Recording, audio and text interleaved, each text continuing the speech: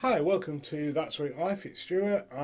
Just thought I'd give you a quick update on my thoughts and current ideas of what's going on in my head about my 50th birthday celebrations. Uh, was planning on doing a cruise. I say was. Looks like we can't get the itinerary I was hoping for. There are a couple of issues with it. Is the suite that I wanted to do. Um, on the sailing I wanted to do is just too much money. In short, there's two that I can do, and they're both too much money. Now I could do a different sailing that is in the category. It doesn't go through the Bay of Biscay, which would be a transatlantic.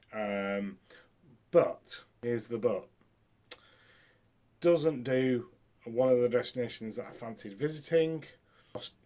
I just think it's not as good an itinerary. It's less days. That being said, I'm sure it's an absolutely fantastic cruise, but I'm also considering doing either the Maldives as a bucket list. Now, the issue with doing the Maldives is finding the right place. Now, the cuisine for me seems to be a lot of fish-based cuisine. I'll be fine with vegetables and stuff like that. Not a big fan on fish. There are a few things I like. I like crab cakes. I like the English type of fish, which is battered, haddock, cod. Occasionally I like salmon, but it's once in a blue moon thing. Not a big fan of very fishy fish taste. I will eat tuna, but very rarely. Not a big fan of prawns. Not a big fan of shrimp. No fish other than the ones I've mentioned. With that in mind, can I find food in the Maldives and places like that? So the answer is I'm not sure. So I'm going to do a bit more research on that, and obviously, if I can, I'll probably get either a cheaper end to mid-tier overwater villa. But then that opens up another query: will I get on with overwater villas? I'd do it on a cruise. Water's a little bit closer though, so I'm not sure on whether to do that or not.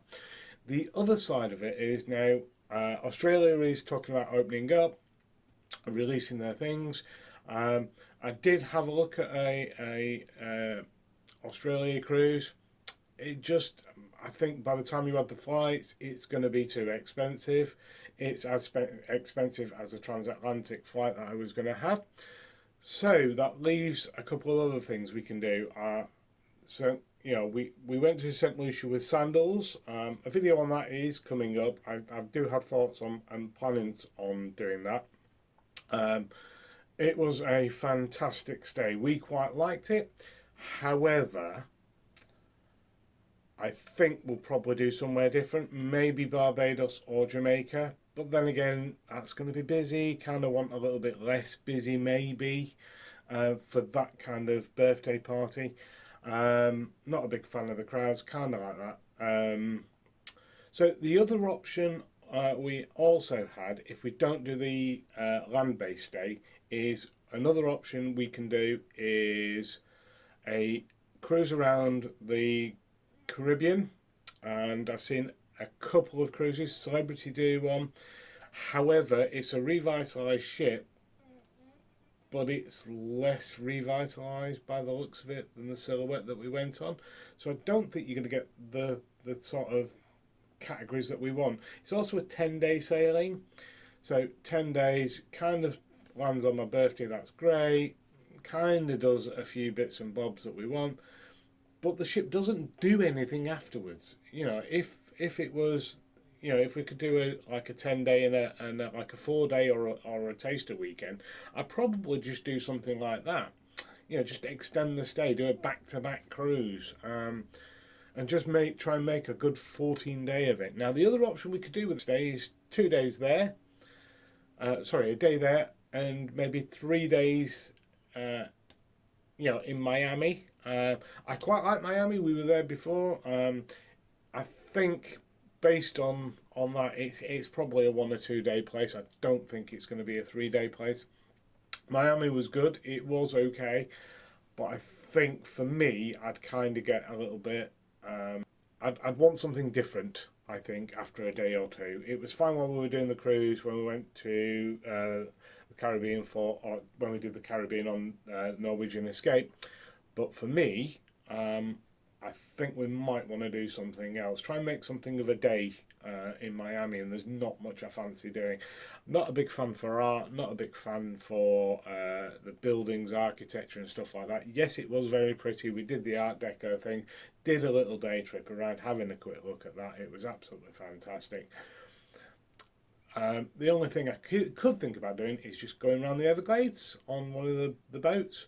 The trouble is, I kind of get a little bit seasick on that kind of boat. We did a glass bottom boat when we were in Spain that started off, and I think we made them. I think our big mistake was we were downstairs trying to get a good position, ready for the takeoff, and then the engine started moving, kicking up all the dirt, all the sludge, and yeah, it kind of made me feel sick, and I felt sick all throughout that journey. I did not enjoy it.